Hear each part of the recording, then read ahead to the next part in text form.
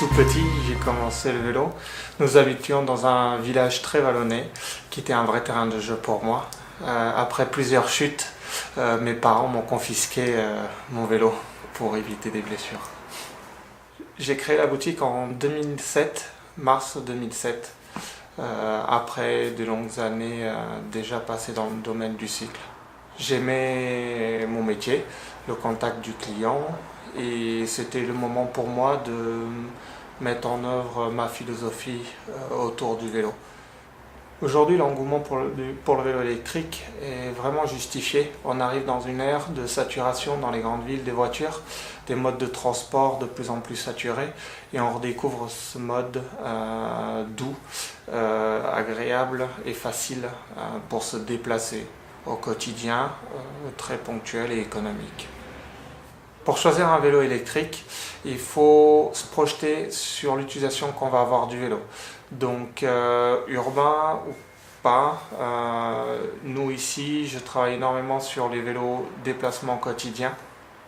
Il faut choisir la partie cycle et la partie électrique.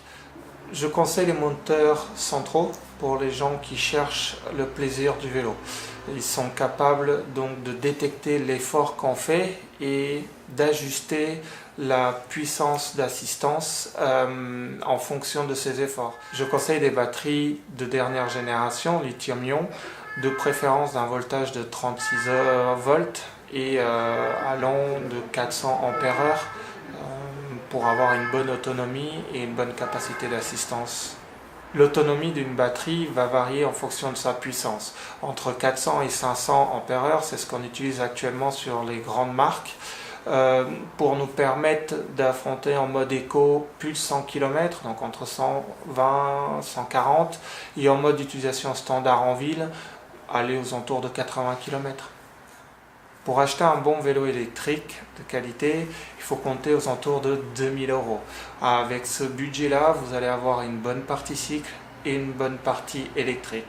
Pour la gestion de la batterie, nous allons vous conseiller de faire très attention à ne pas la faire tomber.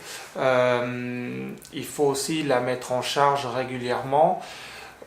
Pensez au stockage hivernal pour les gens qui ne vont pas utiliser leur vélo, donc ne pas laisser la batterie trop déchargée, donc la charger au moins 1 à 2 fois dans l'hiver si on ne s'utilise pas le vélo sur 3 à 6 mois.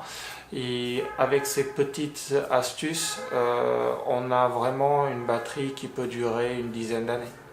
À Esprit Vélo, on a le conseil, l'expérience d'utilisation de différents utilisateurs, et aujourd'hui, cette remontée depuis 11 ans, je sais orienter le client vers le bon produit en fonction de ses besoins.